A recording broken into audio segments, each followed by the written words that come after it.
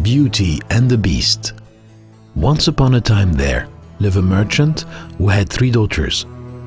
One day, as he was getting ready to go on a business trip, he promised each one of them to bring her a present. Beauty, the youngest and also the most charming and the nicest one of them all, asked her father to bring her back a rose, for she loved so much these flowers. During his journey, the merchant was caught up in a storm and lost his way in the forest. Suddenly, he saw a light. When he came near it, he found himself in front of an enormous castle. The portal was wide open, so he let himself in. "Is there anyone home?" he asked. When he heard no reply, he entered a huge hall where a table was set in the middle, with plenty of delicious food. He sat and ate because he was starving. After this copious meal, the merchant visited the other room of the castle, where he found no human presence to his great surprise. He went upstairs and, feeling very tired, fell fast asleep on one of the beds. In the next morning, he went back to the hall where he dined and found that a copious breakfast was served. "What a strange host," he thought as he savored his breakfast. Then he went out of the castle to set off again. And there he saw a splendid rose bush. He came near it and picked a rose for his daughter Beauty. Suddenly, he heard a noise. He turned round and found himself face to face with a horrible beast. Elegantly dressed, the beast said, "Is this how you thank me for my hospitality? By stealing my roses? For this you must die." "Have mercy on me," begged the merchant. "I picked this rose for my sweet daughter Beauty. Those are her favorite flowers." "Very well then. I will spare your life on one condition. I want you to bring your daughter here. She will be my prisoner," said the beast. Greatly frustrated, the merchant rode home and told his daughter about his misadventure. Beauty put her father's mind at ease and told him that she would accept to be the beast's prisoner. Very worried for his daughter, the merchant refused, but she insisted and succeeded in convincing him. He thanked Beauty for her affection, and they both set off in the next morning. The merchant and his daughter reached the castle. When Beauty saw the beast, her blood froze in her veins. But the father and the young girl were very surprised at the welcome the beast reserved for them. He was behaving in a lordly manner. The beast complimented Beauty on her courage and then took his leave of the merchant, asking him not to come back anymore. Afterwards, the beasts led Beauty in a visit through the castle until they came to her room.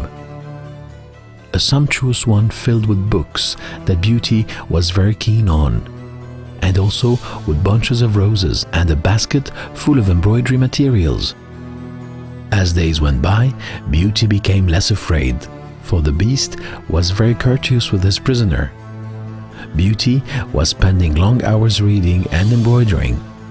Very often, the master of the castle came to sit next to her and made conversation with her.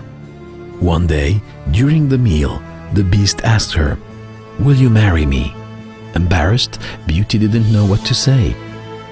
She was afraid to provoke the beast's anger by her refusal, and, on the other hand, she couldn't marry such an ugly creature. She finally declared, in a hesitant voice, "I'm very flattered, but I cannot accept."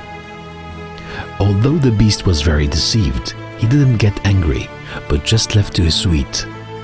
After a while, he gave Beauty a magic mirror and said to her, "I know that you miss your family. With this mirror, you can see them." One morning, the beast found Beauty crying. She explained that she saw her father in the mirror and that he was very sick. "Please, I must go to see him," she begged. "You know that you cannot leave this castle," answered the beast dryly. But finally, moved by her tears and insistence, the beast gave in, saying, "I accept on one condition. You must promise to come back after a week." Beauty promised, thanked the beast, and left at once. The reunion was very touching. In fact, the merchant's sickness was due to sorrow. Beauty stayed with her father and did her best to take good care of him. She told him about her activities in the castle and assured him that the beast was showing her all possible tenderness. When he heard this, the merchant recovered quickly.